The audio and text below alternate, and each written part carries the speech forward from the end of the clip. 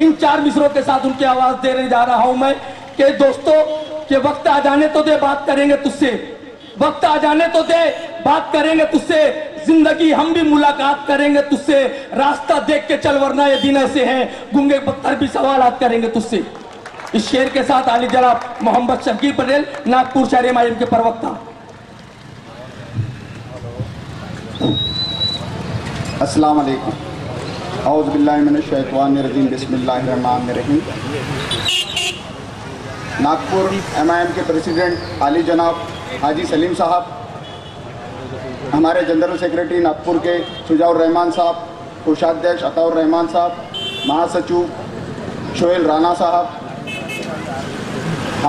नासिर खान साहब, सह सचिव हमारे जियाउर अंसारी साहब, आरिफ गौरी साहब, हाजी शोभी साहब, अभी आपके सामने बहुत ही अच्छी जिन्होंने तकरीर की, ऐसे हमारे नौजवान शिबली मलिक साहब, और अभी आपके सामने जिन्होंने खुरम नागपुर की बात रखी और अपने ख्यालातों से नवाजा, ऐसे फैज साहब, शिबली मलिक साहब की और फैज़ अहमद साहब की बात सुनने के बाद मुझे लगा कि बहुत सारी चीज़ें आपके दिमाग में आ गई होगी।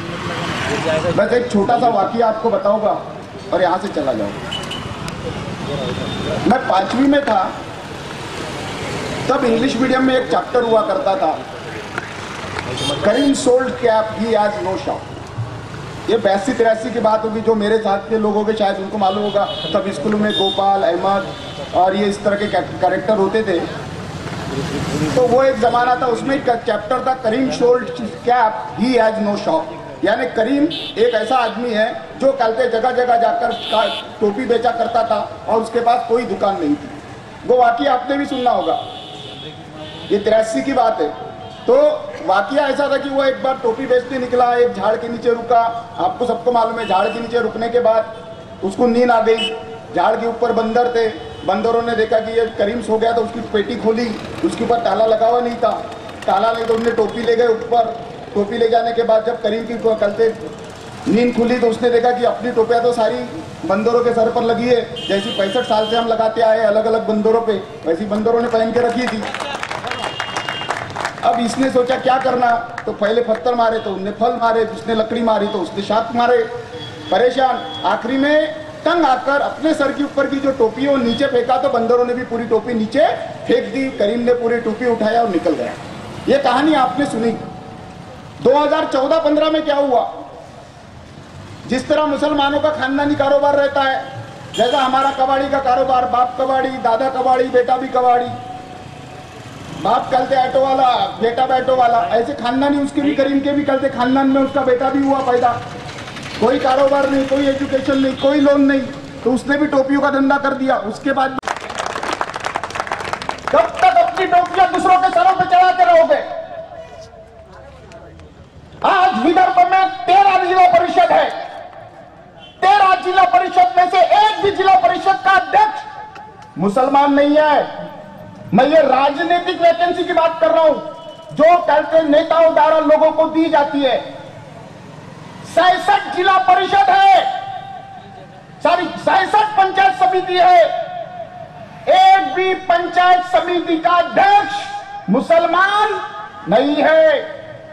विदर्भ में 3 महानगर पालिका, एक नागपुर, दूसरी अमरावती और तीसरी अकोला, एक भी मुसलमान अध्यक्ष। 28 नगर परिषद है, एक भी मुसलमान वहां का अध्यक्ष नहीं है। इस नागपुर की बात कर लीजिए, इस नागपुर शहर में मुसलमानों की तादाद फैलाने के लिए आए हैं, जातिवादी राजनीति करने आए हैं।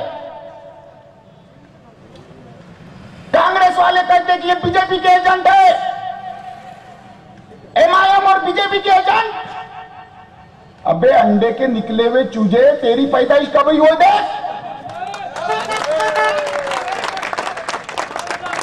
क्या नाम है कांग्रेस का? मैं कांग्रेसी वालों को पूछता हूं, क्या नाम है कांग्रेस का बताइए।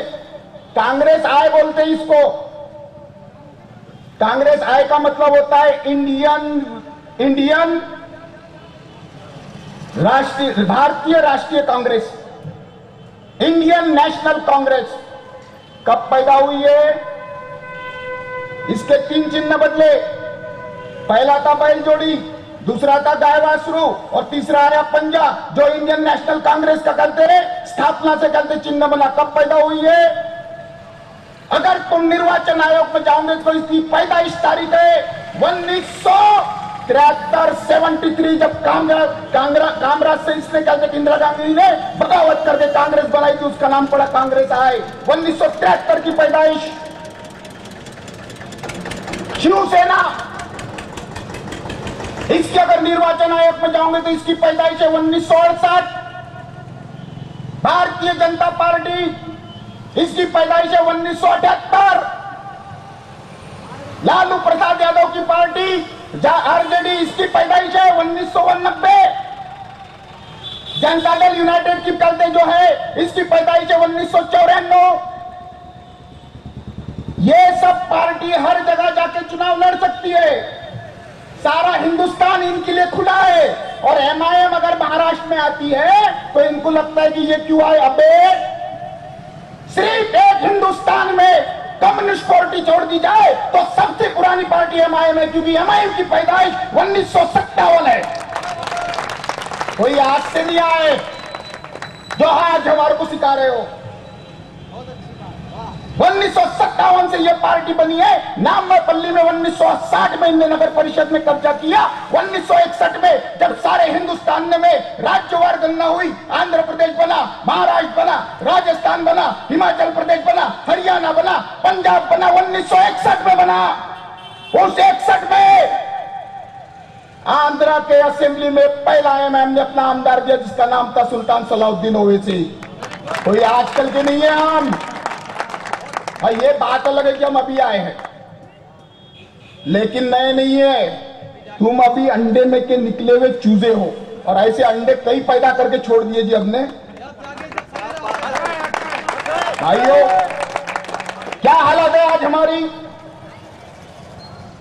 हमें कहते हैं कि बीजेपी के एजेंट ने पिछले बार बोले 250 करोड़ रुपए ले लिए ना। महाराष्ट्र से चुनकर आने वाला राज्यसभा मेंबर हुसैन दलवाई बोलता कि 250 करोड़ लिए। अबे 250 करोड़, इनकी ताकत मैं तुम्हारे को बताता हूं।